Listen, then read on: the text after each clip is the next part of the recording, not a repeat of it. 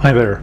This video is designed to try to help you to come across in the best way that you can, representing yourself truly and accurately in the selection process for any role that you're going for.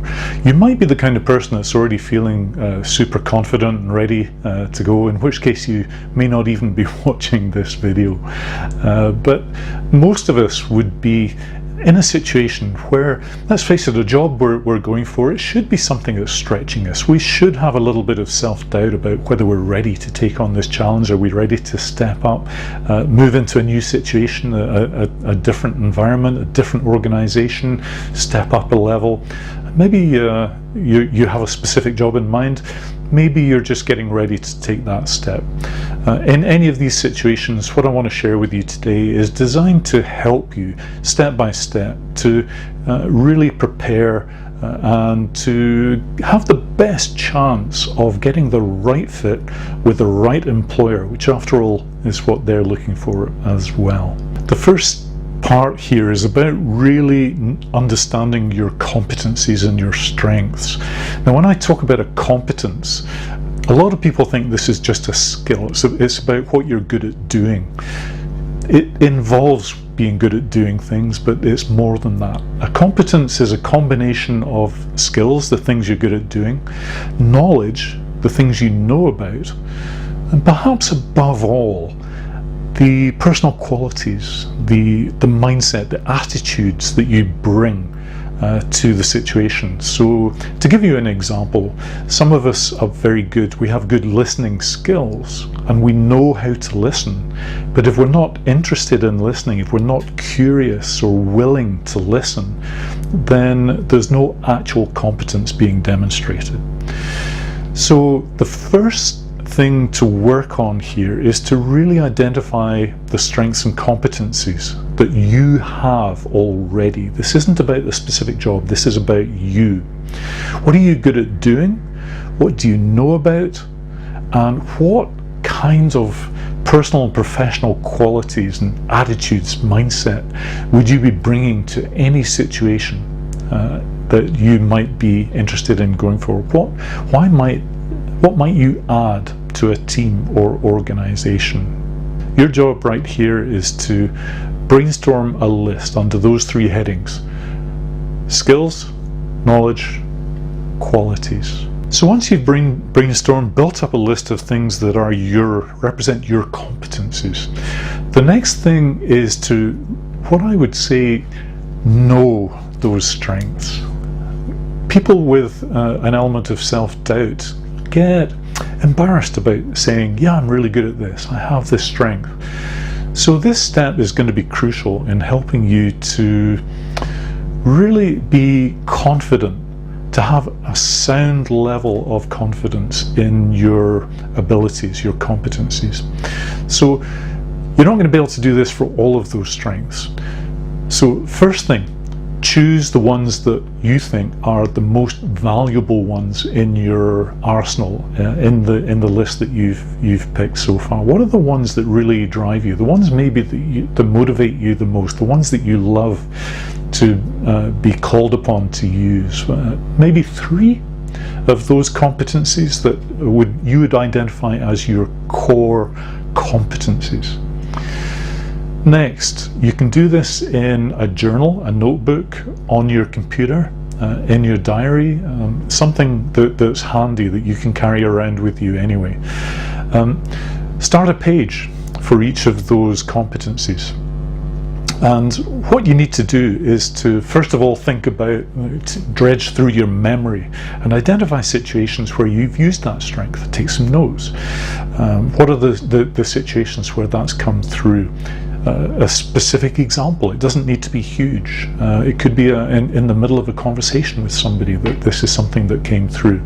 Perhaps you've had some feedback from others about this strength, in which case record that. But on an ongoing basis, on a regular basis, pull out your journal and add some notes about those core strengths, those core competencies that you've been using, so that you have a body of evidence that you really have those strengths. Get comfortable with it. You need to not just keep them in a notebook, because what you need to do is to get comfortable with sharing those stories, with saying, one of the things I bring is this. For example, this and that. It's as simple as that. You need to get comfortable and confident with the fact that you have these strengths. This is not an opinion, this is simple, objective fact. And you need to get used to sharing that. So if you have an indulgent partner, a colleague, a coach that will listen to you and give you some feedback on how you're coming across, get used to sharing those stories. Every time you're adding something maybe to your journal, why not tell someone without getting big-headed about it, because this is simply sharing facts. And if they know what you're trying to do and why you're trying to do it, they may join in and do the same themselves.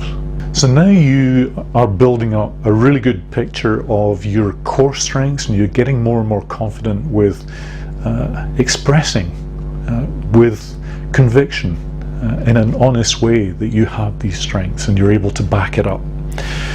Your next step is to understand things from the point of view of selectors. Now, if you have a particular job in mind, then there will be a job advert, there will be a specification, but you might also be able to talk to somebody in your organization. Find out what they are really looking for. What kind of person would be a good fit? There will be clues in the job advert if they've had any freedom at all to write the advert, to add something in. Any information that you've had that will tell you something about the value base of the organization or team that you're going to be joining, the kind of things that they are really looking for that are important. Do some research, in other words, and identify the things that you would be bringing that would really make a difference to them. So what are, out of all of the strengths and competencies that you have, and hopefully the ones that are your core competencies, what are the ones that are most relevant to them? Once you've understood and got some clarity about what they're really looking for, the next stage is a matching process. This is, I guess it's like a dating process where you want to be sure that you're a good fit, and the selection panel want to know that you're going to be a good fit as well. It's an adult to adult two-way selection process. You want to be sure that you're the right person for the job. You want to be confident that you're moving into a good situation that is going to work for you and for the other organizations. So what would make you an attractive candidate? Where do your strengths match with what they want or need in the situation? And what's your evidence to back up your application for this specific role? Next, what is it that attracts you to this job, to this particular situation, to this employer, to this organization? Third, your letter of application should reflect those things. If you only send in a little covering letter that says, here's my CV, over to you, you're not really helping the selection panel to shortlist you. But if you've done your research, show that you've really understood the things that they're looking for, and that you have persuasive evidence to share with them. If they shortlist you, invite you for interview, then you have a much greater chance of being invited along. In your preparation for the interview, it's exactly the same. You need to have that information about why you think you're a good candidate, why you're a strong candidate for the role, and be prepared to share those things. I think it would also be useful, maybe even in your letter of application, but certainly at the interview, to ask about the kind of things that you would love to be involved in, or to get involved in if you were successful in getting the job. I think that shows a good bit of research and understanding, and I would certainly suggest that you add that to your letter of application, but it's certainly something to discuss in the interview. Show your enthusiasm and your interest in getting involved in something hopefully above and beyond the basic functional role of the job. That will give the selection panel at every stage some idea about your passions, about the things that you're going to bring, and how you might add some extra value to the organisation. That's what you need the panel to know. And be prepared. Hopefully they're going to ask you all of the questions you need to share all of that information, but it doesn't always happen. So when it comes towards the end of an interview and you get, do you have any other questions? Is there anything else you'd like to say? Be prepared to say, well, you know, there is one more thing that I haven't really told you about. I have some strengths and I have some competencies in this area. For example, this and that. Okay? That helps you a lot with closing the interview. I hope this has been helpful to you. I know that it has certainly helped a lot of clients of mine over the years when they've wanted to go for a stretching position, make a change in their lives. In those situations, I was able to sit down with them one-on-one, do some brainstorming, ask them a lot of questions, boil things down, and I was the person that they could rehearse talking to about those strengths. I need to leave that with you, but nevertheless, these steps are designed to help good candidates come across, even excellent candidates, to actually come across as you are, with persuasive evidence that will help the selection panel to make the right choice. So, over to you.